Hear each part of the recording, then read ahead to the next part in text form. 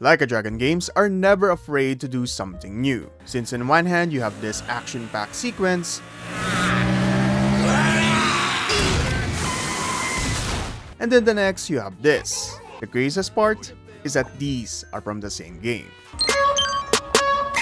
What's the most surprising change RGG made for Yakuza games? Is it making Kiryu sing in karaoke? Is it Ichiban's turn-based system? Or is it giving a character a happy ending? To be honest, Kaito-san really deserves it, and hopefully other characters get theirs. But one thing remains constant in Ryuga Gotoku Studios' philosophy in developing Like a Dragon games, and that is doing something new. This practice is seldomly done by other game developers because of the idea that you shouldn't change something that works. Look at Pokemon Scarlet and Violet. It is now the best Pokemon game in Japan, and that game still uses the same formula that Game Freak had used since 1996. Trying something different is a big no-no, especially for long-running series. This is the reason why Yakuza Like a Dragon's sudden transition to turn-based mechanic upset a lot of fans. But despite that, the series is performing better than ever, selling millions of copies, and even Infinite Wealth got nominated in the Game Awards, but not for GOTY though.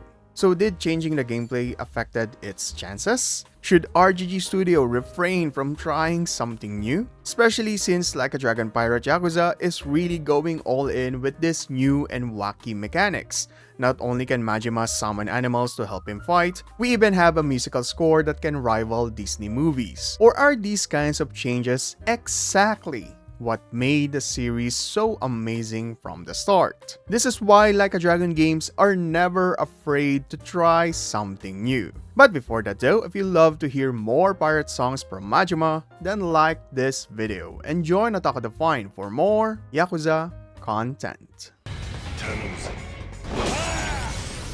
Every Yakuza game brought something new to the table, and those changes might raise a lot of eyebrows to a lot of gaming company executives, but in Like a Dragon games, they instead become a series staple. Yakuza 1 is an entirely new genre for a video game, having a mature story compared to other games releasing at that time. Yakuza 3 brought in the karaoke, which added a brighter personality for Kiryu. Then Yakuza 4 started the idea of following multiple protagonists, and Yakuza 5 doubled down on that, and even designated a very much time-addicting side games for each, like Kiryu's Taxi Mission, Saejima's Hunting Sections, and of course Haruka's Project Diva. Yakuza 0 is the studio's first attempt on a prequel, which succeeded so much that fans now want to have more prequel games that stars the likes of Kazama. Like a Dragon games are always open to exploring new ideas, and that's a great philosophy to have, instead of shelling out the same type of games over and over. Each title now has its own unique flavor. Do you want to play a James Bond-esque Yakuza?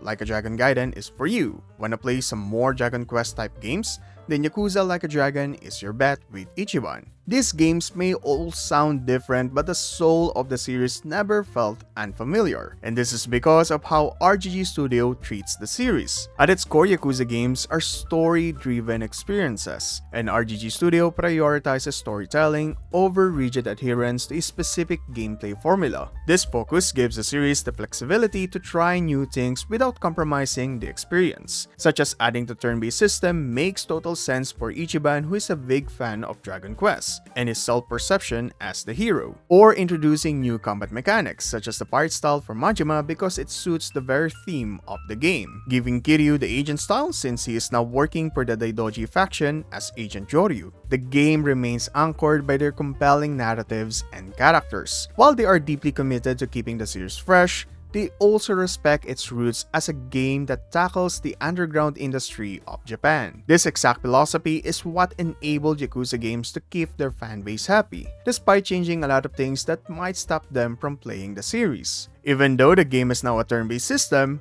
we are still served with engaging crime drama stories. Despite starring multiple protagonists, we are still going to be sidetracked by their minigames. Even though the setting is now outside Japan, it will still have these wacky sub-stories. RGG Studio knows that stagnation could hurt the franchise, so they are never afraid to take the needed risk to evolve the series. Because from the very beginning, Yakuza as a series has been a big risk, proven by how the series creator Nagoshi-san went all the way to get the series going, as Sega back then did not believe that a game starring a jaded adult and a story revolving around the Yakuza would be successful. To their surprise, Yakuza became a big hit, and is now one of their best-selling titles. Can you imagine if Sega said no? Well, they actually said no, but Nagoshi-san didn't let up until they said yes, as he believed in his team and their passion to create something that has never been done before. And that's exactly why RGG Studio has always been trying something new for each of their games,